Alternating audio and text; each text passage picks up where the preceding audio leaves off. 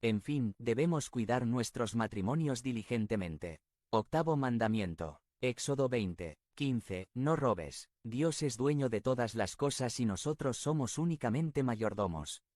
Hurtar o robar es despojar pecaminosamente a nuestro prójimo de lo que Dios le ha dado para que administre. En vez de despojar a nuestro prójimo, debemos compartir con él de lo nuestro. En el nuevo pacto se nos aclara: el que hurtaba, no hurte más, sino trabaje, haciendo con sus manos lo que es bueno, para que tenga que compartir con el que padece necesidad.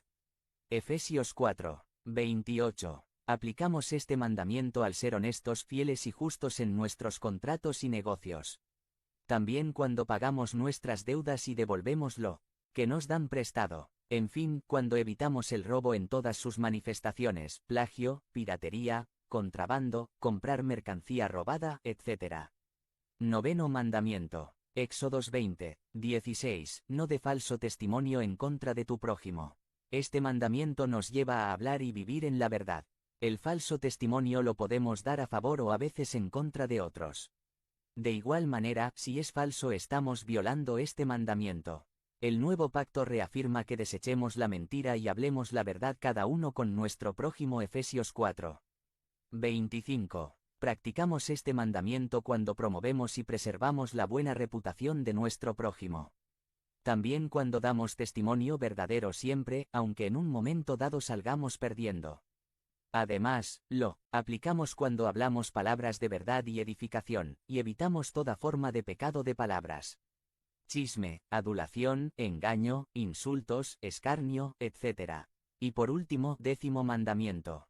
Éxodo 20:17. No codicies la casa de tu prójimo. No codicies su esposa, ni su esclavo, ni su esclava, ni su buey, ni su burro, ni nada que le pertenezca. Este mandamiento nos confronta al nivel del corazón. Con los anteriores podíamos escudarnos con las meras acciones externas. Podíamos decir: yo no he asesinado a alguien, ni he adulterado con alguien, así que cumplo estos mandamientos. Pero este mandamiento va directamente hacia adentro. Prohíbe los deseos ilícitos por todo aquello que no nos corresponde.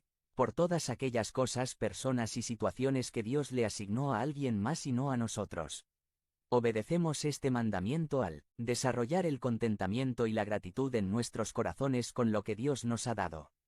Nuestro cónyuge, nuestra vivienda, nuestro transporte, nuestro cuerpo, nuestros hijos, nuestro trabajo, etc. También aplicamos este mandamiento cuando nos gozamos por las bendiciones de los demás. Cuando vemos a nuestro hermano disfrutar su vida y lo que Dios le ha concedido, nos gozamos y alabamos al Señor con él o ella. Estos son los muy conocidos 10 mandamientos que son el marco legal central del Pacto de Gracia. A lo largo del desarrollo del Pacto de Gracia han estado vigentes, incluso al llegar el cumplimiento final en el nuevo pacto con la venida de Cristo. Nuestro Señor Jesucristo resumió así la ley del pacto en Mateo 22:37-40. Ama al Señor tu Dios con todo tu corazón, con todo tu ser y con toda tu mente. Le respondió Jesús: este es el primero y el más importante de los mandamientos. El segundo se parece a este: ama a tu prójimo como a ti mismo. De estos dos mandamientos dependen toda la ley y los profetas. Aun en el aterrizaje final del pacto de gracia, es decir, en el nuevo pacto, hay mandamientos y estatutos que cumplir. Toda la complejidad de la ley de Moisés se resume en los dos mandamientos que Jesús nos dejó con claridad y necesidad de cumplimiento. Así que no pensemos que ya no hay ley. Jesús dijo que Él vino a cumplirla, no a abrogarla. En el nuevo pacto sí se cumple la ley, aunque hay dos aclaraciones que hacer. La gran diferencia en el nuevo pacto es que es muy claro que la ley no se cumple con la finalidad de obtener o ganar la salvación, sino el cumplimiento de la ley es el resultado de la obra de gracia en nuestros corazones.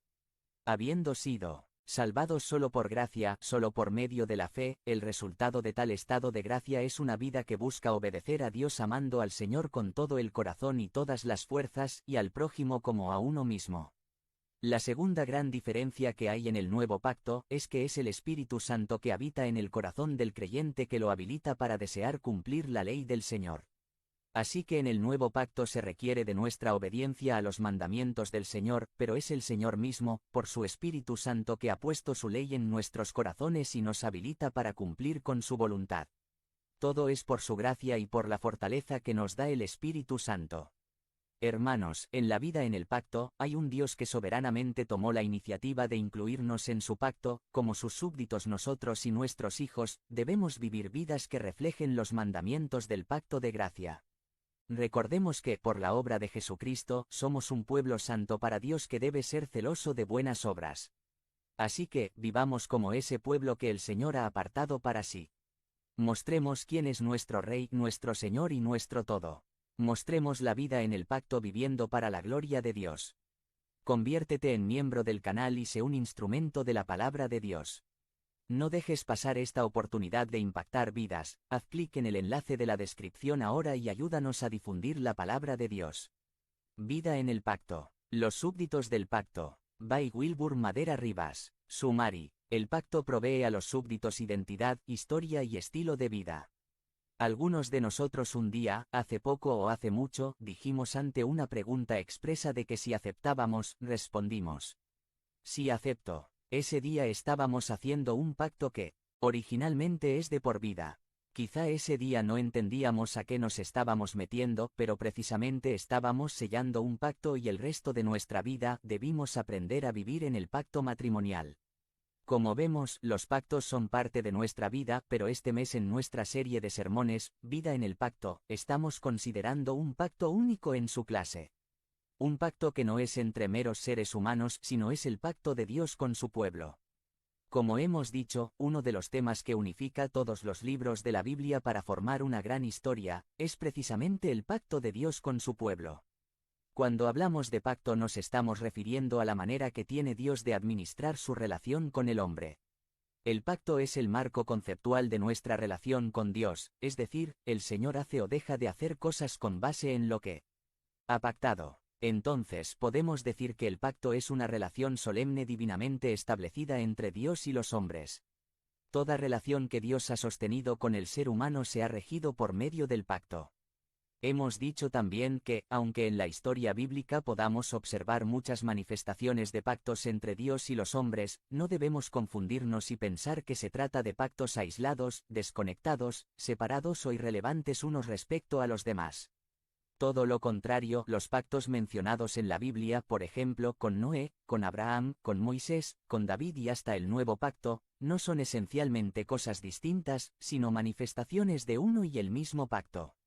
Todas estas manifestaciones históricas y particulares del pacto se agrupan y conectan bajo una sola categoría que llamamos el pacto de gracia, que como su nombre lo dice, la gracia, el favor y bendición no merecida es lo esencial. Dios, en su gracia, se acerca al ser humano. La gracia es lo que lo caracteriza.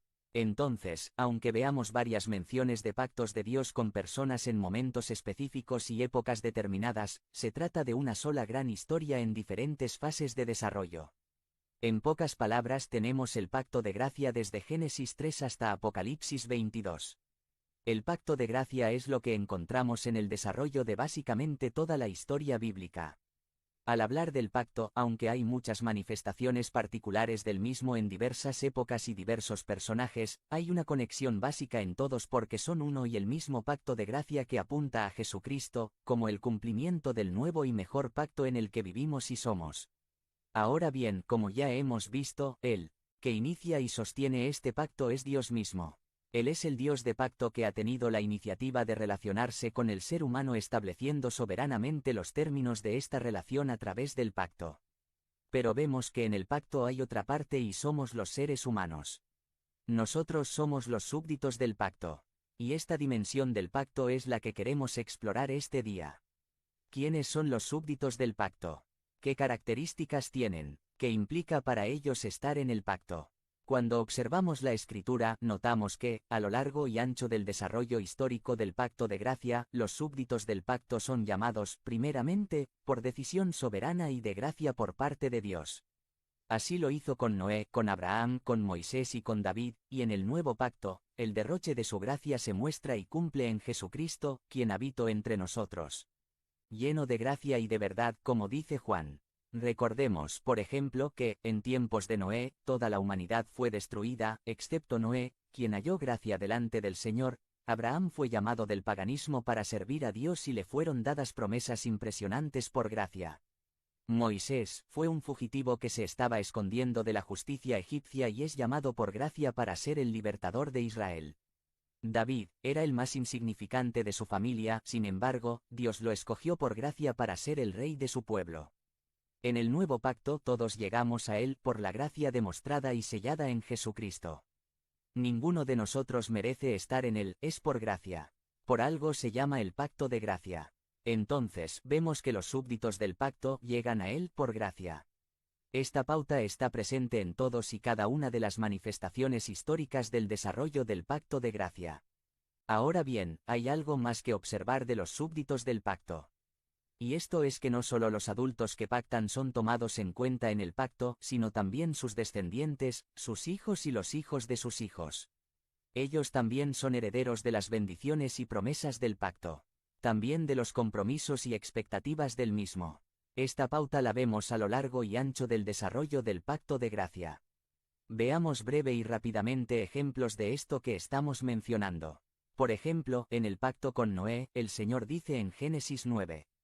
8 a 10, Dios les habló otra vez a Noé y a sus hijos, y les dijo: Yo establezco mi pacto con ustedes, con sus descendientes, y con todos los seres vivientes que están con ustedes. Este es mi pacto con ustedes. Nunca más serán exterminados los seres humanos por un diluvio, nunca más habrá un diluvio que destruya la tierra. El pacto no solo fue con Noé, sino también con sus hijos y aún más, incluso con los descendientes de todos ellos. Lo mismo ocurre en el pacto de Dios con Abraham. Dios le dice a Abraham en Génesis 17, 7 a 8, estableceré mi pacto contigo y con tu descendencia como pacto perpetuo, por todas las generaciones. Yo seré tu Dios, y el Dios de tus descendientes. A ti y a tu descendencia les daré, en posesión perpetua, toda la tierra de Canaán, donde ahora andan peregrinando. Y yo seré su Dios. Soberanamente y por gracia, Dios estableció su pacto con Abraham, pero siempre la descendencia está incluida desde el inicio. ¿Y qué podemos decir de Moisés? Con Moisés quedan muy puntuales y protocolizadas legalmente las estipulaciones del pacto, y en toda la ley, se implica que las expectativas del pacto no son solo para los que pactaron originalmente, sino también para los descendientes. Por ejemplo, en Deuteronomio 6, 1 a 2, nos dice: estos son los mandamientos, preceptos y normas que el Señor tu Dios mandó que yo te enseñara, para que los pongas en práctica en la tierra de la que vas a tomar posesión, para que durante toda tu vida tú y tus hijos y tus nietos honren al Señor tu Dios cumpliendo todos los preceptos y mandamientos que te doy, y para que disfrutes de larga vida. Los descendientes estaban incluidos en las estipulaciones, bendiciones y expectativas del pacto. También miramos esto mismo en el pacto de Dios con David. La promesa pactual de Dios para David incluía que sus descendientes ocuparían el trono del pueblo de Dios.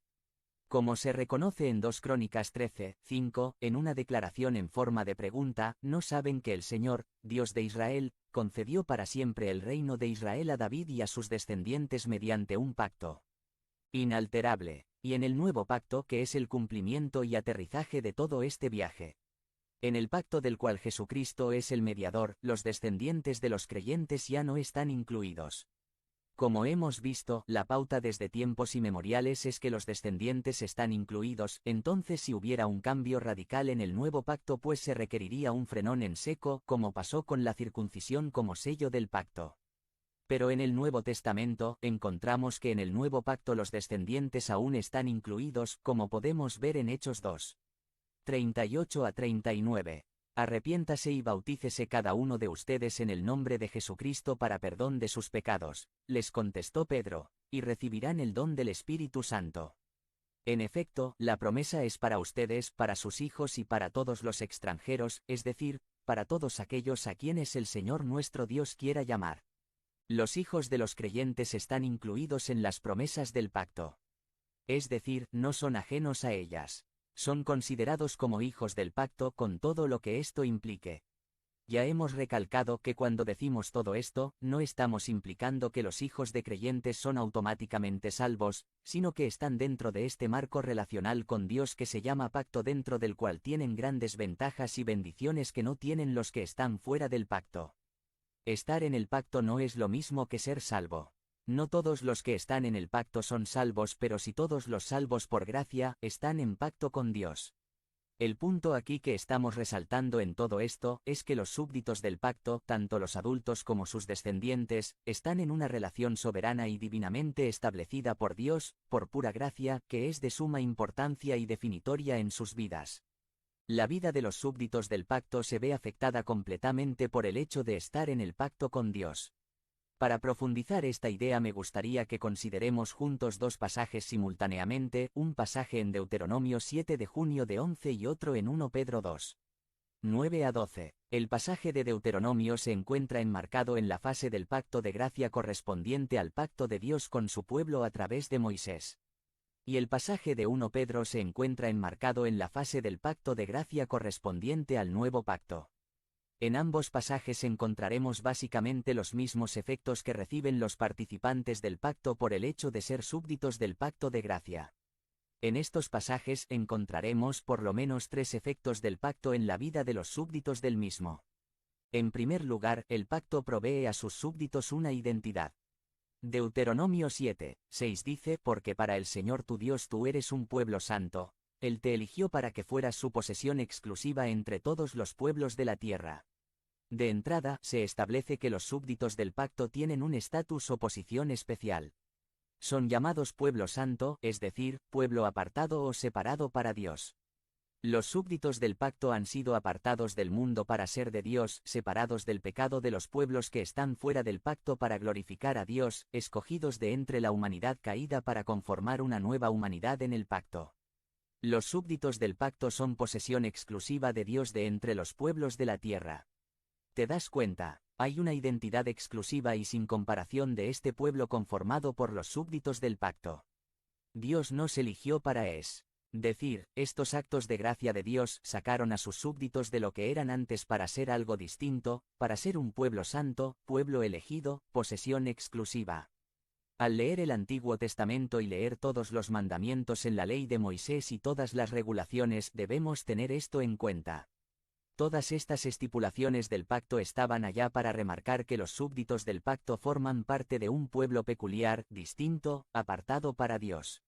Un pueblo que ha de distinguirse de todas las demás personas de la tierra que no están en el pacto. Este pueblo tiene una identidad diferente. Pedro, ya en el nuevo pacto, remarca esta misma identidad de los súbditos del pacto al decir en 1 Pedro 2. 9 a 10, pero ustedes son linaje escogido, real sacerdocio, nación santa, pueblo que pertenece a Dios. Comienza con la palabra pero, haciendo un contraste entre un grupo de personas y su audiencia original. ¿En qué contrastan? Pues yendo al contexto inmediato anterior vemos lo siguiente. Las personas con las que contrasta a su audiencia han rechazado creer en Jesús, han desechado a Cristo y en su incredulidad han tropezado con la piedra angular, que es Jesús, para su propia condenación. Pero los que se acercan a Cristo, los que entran al nuevo pacto, se vuelven también piedras vivas de un edificio que Dios está construyendo cuya piedra angular es Cristo mismo. Los que se acercan a Cristo llegan a ser un sacerdocio santo y ofrece sacrificios espirituales. Todo esto es lenguaje del Antiguo Testamento. Es lenguaje del templo y del sacerdocio. Y si algo caracterizaba al templo y al sacerdocio era el atributo de santo o apartado o separado para Dios. Entonces Pedro está aclarando a su audiencia y a nosotros la característica tan especial que tienen los creyentes en Cristo como el nuevo edificio y sacerdocio santos que Dios está forjando en Cristo. Así llega al versículo 9 y siguiendo con el lenguaje del Antiguo Testamento le da una serie de títulos a la Iglesia que hablan de su santidad. Dice, ustedes son linaje escogido, real sacerdocio, nación santa, pueblo que pertenece a Dios. Se describe la identidad de los súbditos del pacto en Jesucristo, de aquellos que están fundados en la piedra angular, que son piedras vivas constituyendo un templo y un sacerdocio santo. Nuestra identidad, mis hermanos, no la proveen los movimientos sociales, las ideologías humanas contemporáneas, las tendencias culturales, el último grito de la moda, los medios de comunicación ni las redes sociales jóvenes, sino nuestra identidad viene de Dios en Cristo. Todos estos títulos de identidad nos hablan de la santidad de los súbditos del pacto. Somos linaje escogido, una familia, que ha sido apartada de entre las familias de la tierra para ser de Dios. Somos real sacerdocio, somos ese sacerdocio santo de Dios que sirve y ministra en su presencia a todas las naciones. Somos nación santa, una nación separada de entre los pueblos de la tierra para ser y vivir para Dios. Somos pueblo que le pertenece. Ya no nos pertenecemos a nosotros mismos, sino somos de y para Dios. Todos estos títulos nos comunican la identidad de los súbditos del pacto. No son cualquier grupo de personas, sino Dios los ha hecho su pueblo, su nación, su sacerdocio, su linaje, su posesión especial. Pero el pacto afecta en algo más a los súbditos. En segundo lugar, el pacto provee a sus súbditos una historia de gracia con Dios. Dice Deuteronomio 7, 7-8, el Señor se encariñó contigo y te eligió, aunque no eras el pueblo más numeroso, sino el más insignificante de todos. Lo hizo porque te ama y quería cumplir su juramento a tus antepasados. Por eso te rescató del poder del faraón, el rey de Egipto, y te sacó de la esclavitud con gran despliegue de fuerza. El pacto ha sido establecido, sostenido y cumplido por Dios por pura gracia. No es por algo en nosotros, por algún mérito personal, por alguna característica destacable en particular, sino de principio a fin, siempre ha sido porque Dios amó y eligió por gracia. Es decir, sin que alguien lo haya merecido jamás. No hay nada de qué presumir, jactarse o gloriarse. Lo único que resalta es el amor y la fidelidad de Dios. El pacto es una historia de amor y gracia con Dios. El apóstol Pedro lo pone en estas palabras en 1 Pedro 2. 10. Ustedes antes ni siquiera eran pueblo, pero ahora son pueblo de Dios, antes no habían recibido misericordia, pero ahora ya la han recibido. El pacto nos provee una historia de gracia con Dios. Antes no teníamos historia con Dios, pero por su gracia, ahora somos el pueblo del pacto. Tenemos una historia de gracia que celebrar. Los súbditos del pacto no estamos en él por mérito propio, sino por la misericordia de Dios. Si estamos en el pacto con Cristo es porque Dios tuvo misericordia de cada uno de nosotros. A la familia de mi esposa le gustan mucho los gatos. Desde que era novio de Delia han tenido gato en la casa, y en particular, hembras. Una gata muy hermosa que tenían tuvo crías en una ocasión, pero de todas, una gatita, nació un tanto deforme. Esa gatita era despreciable a la vista, tenía la cabeza enorme, más grande que el resto de su cuerpo. De hecho, no podía moverse porque la cabeza le pesaba demasiado.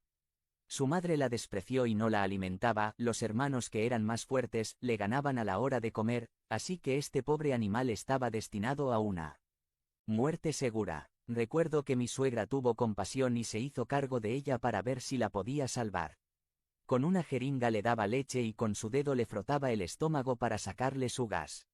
Y así entre cuidados y cuidados el tiempo fue pasando y al final, ustedes no podrían creer que la única gata que se quedó en casa de esa camada, que esa hermosa gata con la cola tan esponjada y con ese pelaje tan hermoso, era precisamente esa gata que de pequeña era tan fea, despreciable y condenada a la muerte segura. Si esto es lo que hace la compasión, el amor, en un animal, imagínate lo que hace la gracia de Dios en la vida y destino de una persona. Dios por su librera gracia, desde antes de la fundación del mundo, nos vio condenados, despreciables, aborrecibles, pero fue movido a misericordia, y nos eligió para que no enfrentáramos su justo juicio, sino recibiéramos la grandiosa bendición de ser sus hijos para estar con él para siempre, y por su gracia nos ha incluido en su pacto como trofeos de su gracia, y nos ha dado el privilegio de ser linaje escogido, real sacerdocio, nación santa, pueblo adquirido por él. El pacto provee a los súbditos una nueva identidad, una historia de gracia con Dios, pero también el pacto, en tercer lugar, provee a los súbditos una nueva manera de vivir. Deuteronomio 7, 9-11 dice, reconoce, por tanto, que el Señor tu Dios es el Dios verdadero, el Dios fiel, que cumple su pacto generación tras generación, y muestra su fiel amor a quienes lo aman y obedecen sus mandamientos, pero que destruye a quienes lo odian y no se tarda en darles su merecido. Por eso debes obedecer los mandamientos, los preceptos y las normas que hoy te mando que cumplas. La vida en el pacto implica una forma distinta de vivir. Una manera de vivir caracterizada de acuerdo con los preceptos y normas del Dios del pacto. El pacto establece estipulaciones por los cuales los súbditos deben regir sus vidas. ¿Cómo no confiar en la sabiduría de nuestro Dios del pacto en sus preceptos y normas? Si es el único Dios verdadero, es el Dios fiel, y muestra su gran amor para con su pueblo, y esto es de generación en generación. Pero notemos que en respuesta a ese amor del Dios fiel, los súbditos responden con una vida de obediencia al Señor del pacto. Esa es la manera más congruente de responder al pacto de gracia. La obediencia es el fruto de la obra de la gracia de Dios en nuestras vidas. El apóstol Pedro lo pone de esta manera en 1 Pedro 2. 11 a 12. Queridos hermanos, les ruego como a extranjeros y peregrinos en este mundo, que se aparten de los deseos pecaminosos que combaten contra la vida. Mantengan entre los incrédulos una conducta tan ejemplar que, aunque los acusen de hacer el mal, ellos observen las buenas obras de ustedes y glorifiquen a Dios en el día de la salvación. Pedro se refiere a los creyentes como extranjeros y peregrinos, personas que no pertenecen al lugar donde viven, cuya nacionalidad, identidad, historia y estilo de vida no corresponde al lugar donde viven. Nuevamente, esta es una alusión más al hecho de ser un pueblo del pacto viviendo aún en un mundo que no encaja con nosotros. Y describe cómo vivimos como pueblo del pacto en este mundo. Dos cosas importantes. Primero, nuestro estilo de vida consiste en abstenernos de los deseos pecaminosos que combaten contra el alma. Lo primero, entonces, es aprender a decir no a aquellas cosas que ofenden a Dios, aprender a evitar aquellas cosas que pervierten nuestra alma, aquellas cosas que nos alejan de nuestro amor y confianza a Dios.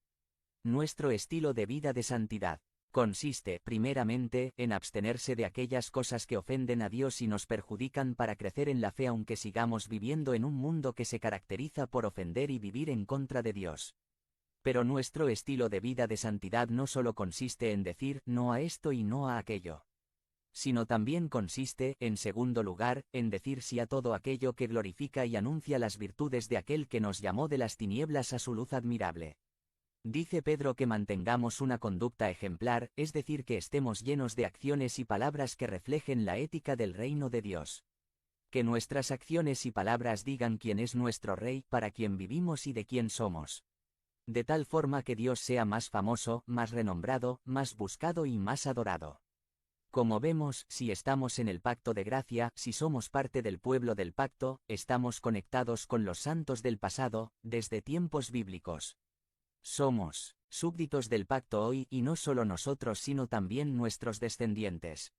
Somos bendecidos con todos estos privilegios. Si nuestros descendientes están incluidos, entonces debemos ser muy intencionales en guiar a las nuevas generaciones en la vida en el pacto. Que entiendan como nosotros que en el pacto tenemos una identidad, una historia de gracia y una manera de vivir, que es distinta a los que no están en el pacto. Padres, seamos intencionales en modelar la vida del pacto a nuestros hijos. Entendamos de una vez que los primeros responsables de perpetuar el pacto en la siguiente generación es nuestra como padres. La comunidad del pacto, la Iglesia, nos ayuda, pero los responsables primarios de perpetuar el pacto somos nosotros. Dios nos ha dado esta grande y bella responsabilidad. Esto es un llamado a ser discipuladores de nuestros hijos. No solo proveedores o cuidadores, sino discipuladores, para establecerlos en la vida en el pacto. Como súbditos del pacto, entendamos que esto de la relación de pacto con Dios, no es un asunto meramente individual, sino implica una comunidad, un pueblo, una hermandad, un colectivo en el cual vivimos como súbditos del pacto. Crecemos en nuestra relación con Dios en la vida del pacto a medida que nos vamos conectando cada vez más con la comunidad del pacto.